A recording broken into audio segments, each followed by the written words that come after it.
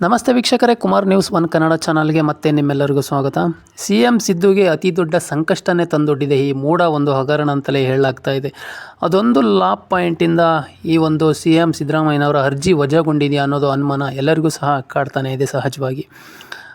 ಹಾಗಾದರೆ ಅದೇನಂತ ನೋಡ್ಕೊಂಬರೋಣ ವೀಕ್ಷಕರೇ. ಅದಕ್ಕೂ ಮುಂಚೆ ನಮ್ಮ ಚಾನಲ್ನ ನೀವಿನ್ನೂ ಸಬ್ಸ್ಕ್ರೈಬ್ ಮಾಡಿಲ್ಲ ಅಂದರೆ ದಯವಿಟ್ಟು ಸಬ್ಸ್ಕ್ರೈಬ್ ಮಾಡ್ಕೊಳ್ಳಿ ಮತ್ತು ಬೆಲ್ ಬಟನ್ ಮೇಲೆ ಕ್ಲಿಕ್ ಮಾಡಿ.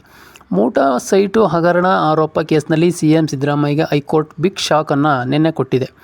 ಮೂಡಾದಲ್ಲಿ ಸಿದ್ದರಾಮಯ್ಯನವರ ಅಕ್ರಮವಾಗಿ ಸೈಟು ಕಬಳಿಸಿದ್ದಾರೆ ಎಂಬ ಆರೋಪದೊಂದಿಗೆ 3 ರಾಜ್ಯಪಾಲರಿಗೆ ದೂರನ್ನು ನೀಡಿದ್ದರು.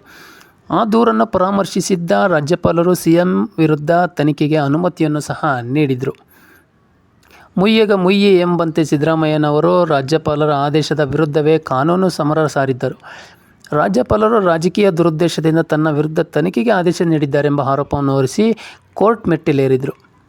ತನಿಖೆಗೆ ಅನುಮತಿ ನೀಡಿದ್ದರ ಆದೇಶವನ್ನು ರದ್ದುಗೊಳಿಸಿ ಅಂತ ಕೋರಿಕೊಂಡಿದ್ದರು. ಆದರೆ ಸಿದ್ದರಾಮಯ್ಯಗೆ ಹೈಕೋರ್ಟ್ ಇವತ್ತು ದೊಡ್ಡ ಆಘಾತವನ್ನೇ ನೀಡಿದೆ. ರದ್ದುಗೊಳಿಸಬೇಕಿರೋದು ರಾಜ್ಯಪಾಲರು ನೀಡಿರೋ ಆದೇಶವನ್ನಲ್ಲ, ನಿಮ್ಮ ಅರ್ಜಿಯನ್ನು ಅಂತಂದು ಐತಿಹಾಸಿಕ ತೀರ್ಪನ್ನು ಸಹ ನಿನ್ನೆ ಕೋರ್ಟ್ ಉಚ್ಚ ನ್ಯಾಯಾಲಯ ಹೇಳಿದೆ. ಮೂಡಾ ಹಗರಣ ಆರೋಪದಲ್ಲಿ ತನಗೆ ಕಾನೂನು ಜಯವಾಗುತ್ತೆ, ರಾಜ್ಯಪಾಲರಿಗೆ ಹಿನ್ನಡೆಯಾಗುತ್ತೆ ಎಂಬ ಒಂದು ನಿರೀಕ್ಷೆಯಲ್ಲಿದ್ದ ಸಿದ್ದರಾಮಯ್ಯಗೆ ಹಿನ್ನಡೆಯಾಗಿದೆ. ಹಾಗಂತ ಸಿದ್ದರಾಮಯ್ಯನವರೇನು ಈಗಾಗಲೇ ಜೈಲಿಗೆ ಹೋಗಿಬಿಡ್ತಾರಾ, ಅಂಥದ್ದೊಂದು ಸನ್ನಿವೇಶ ಎದುರಾಗುತ್ತಾ ಅಂದರೆ ಖಂಡಿತ ಇಲ್ಲ. ಆದರೆ ಸಿದ್ದುಗೆ ಕಾನೂನು ಕುಣಿಕೆ ಬಿಗಿಯಾಗುತ್ತಾ ಹೋಗುತ್ತೆ ಅನ್ನೋದಕ್ಕೆ ಈ ಹೈಕೋರ್ಟ್ ತೀರ್ಪು ದೊಡ್ಡ ಸುಳಿವನ್ನೇ ಕೊಟ್ಟಿದೆ ಅಂತಲೂ ಸಹ ಹೇಳಲಾಗ್ತಾ ಇದೆ. ಕೇಸ್ ಗೆಲ್ಲಬೇಕು ಅಂತಂದು ಸಿದ್ದು ಪರ ಕಾಂಗ್ರೆಸ್ನ ಕಾನೂನು ಚಾಣಕ್ಯ ಅಭಿಷೇಕ್ ಮನು ಸಿಂಘ್ವಿ ಲಾಪ್ ಪಾಯಿಂಟ್ ಹಾಕಿದರು. ಆದರೆ ಸರ್ಕಾರ ಪರ ವಕೀಲ ಅರ್ಥಾತ್ ಸಾಲಿಸಿಟರ್ ಜನರಲ್ ತುಷಾರ್ ಮೆಹ್ತಾ ಕಾನೂನು ಕತ್ತಿ ವರಸೆ ಎದುರು ಸಿಂಘ್ವಿ ಆಟವೇ ನಡೆಯಲಿಲ್ಲ. ಅಂತಿಮವಾಗಿ ಸಿದ್ದುಗೆ ಹೈಕೋರ್ಟ್ನಲ್ಲಿ ದೊಡ್ಡ ಶಾಖೆ ಎದುರಾಗಿದೆ ಅಂತಲೇ ಸಹ ಹೇಳಲಾಗಿದೆ.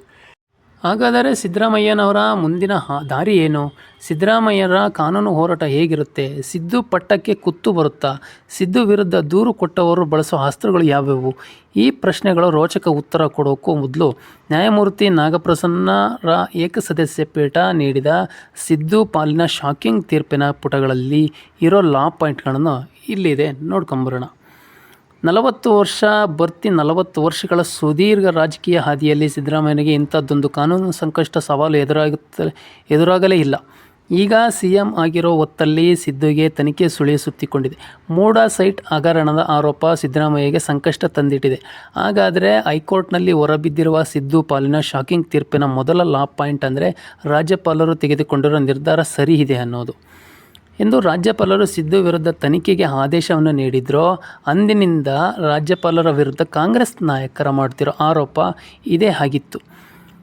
ರಾಜ್ಯಪಾಲರಿಗೆ ಸ್ವಇಚ್ಛೆಯಿಂದ ನಿರ್ಧಾರ ತೆಗೆದುಕೊಳ್ಳುವ ಅಧಿಕಾರ ಇಲ್ಲವೇ ಇಲ್ಲ ಅನ್ನೋದು, ಸಂಪುಟ ತೆಗೆದುಕೊಳ್ಳುವ ತೀರ್ಮಾನದ ಪ್ರಕಾರ ರಾಜ್ಯಪಾಲರು ನಡೆದುಕೊಳ್ಳಬೇಕು ಎಂಬುದು ಕಾಂಗ್ರೆಸ್ ವಾದವಾಗಿತ್ತು. ಕೋರ್ಟ್ನಲ್ಲಿಯೂ ಸಿದ್ದು ಪರ ವಕೀಲರು ಇದೇ ಲಾ ಪಾಯಿಂಟ್ ಹಾಕಿದ್ದರು. ಈ ವಾದಕ್ಕೆ ಹೈಕೋರ್ಟ್ ಸೊಪ್ಪು ಹಾಕಿಲ್ಲ. ರಾಜ್ಯಪಾಲರು ಸಂಪುಟ ಹೇಳಿದಂತೆಯೇ ನಡೆದುಕೊಳ್ಳಬೇಕು ಎಂಬುದೇನೂ ಇಲ್ಲ.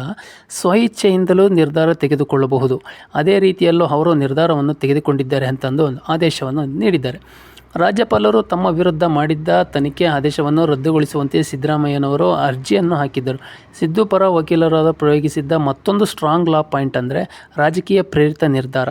ಈ ಆರೋಪ ಲಾ ಪಾಯಿಂಟ್ಗೂ ಕೋರ್ಟ್ಗೂ ಕೋರ್ಟ್ನಲ್ಲಿ ಮನ್ನಣೆಯೂ ಸಿಕ್ಕಿಲ್ಲ ಅಂತೆಲ್ಲ ಸಹ ನಾವೆಲ್ಲರೂ ಗೊತ್ತಾಗ್ತಾ ಇದೆ.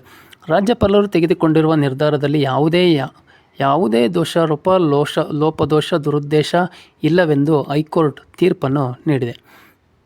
ಹೈಕೋರ್ಟ್ನಲ್ಲಿ ತೀರ್ಪಿನಲ್ಲಿ ಸಿದ್ದು ಪಾಲಿಗೆ ಅತಿ ದೊಡ್ಡ ಶಾಕ್ ಆಗಿರೋ ಲಾ ಪಾಯಿಂಟ್ ಏನು ಗೊತ್ತಾ? ಸಿದ್ದರಾಮಯ್ಯ ಕುಟುಂಬ ಮೂಡಾ ಸೈಟ್ ಹಂಚಿಕೆಯಲ್ಲಿ ಫಲಾನುಭವಿಗಳು ಆಗಿದೆ.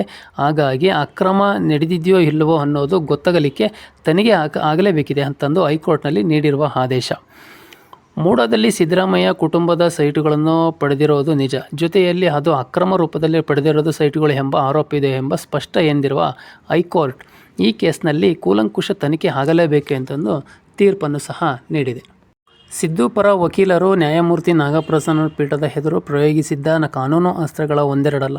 ರಾಜ್ಯಪಾಲರು ತರಾತುರಿಯಲ್ಲಿ ತನಿಖೆಗೆ ಆದೇಶ ನೀಡೋ ನಿರ್ಧಾರ ಮಾಡಿದ್ದಾರೆ ಅನ್ನೋದು ಈ ವಾದವನ್ನು ತುಂಬ ಸ್ಟ್ರಾಂಗ್ ಆಗಿ ಮಂಡಿಸಿದ್ದು ಸಿದ್ದು ಪರ ವಕೀಲರಿಗೆ ಕೋರ್ಟ್ನಲ್ಲಿ ಗೆಲುವು ಸಿಗೋ ನಿರೀಕ್ಷೆ ಹುಸಿಯಾಗಿದೆ. ಯಾಕಂದರೆ ತರಾತುರಿ ನಿರ್ಧಾರ ಎಂಬ ವಾದವನ್ನು ಕೋರ್ಟ್ ಸಾರಸಗಟಾಗಿ ತೆಗೆದುಹಾಕಿದೆ. ಅಲ್ಲದೆ ಈ ನಿರ್ಧಾರ ತೆಗೆದುಕೊಳ್ಳಲು ಬೇಗ ಸಮಯದ ವಿಚಾರವಾಗಿ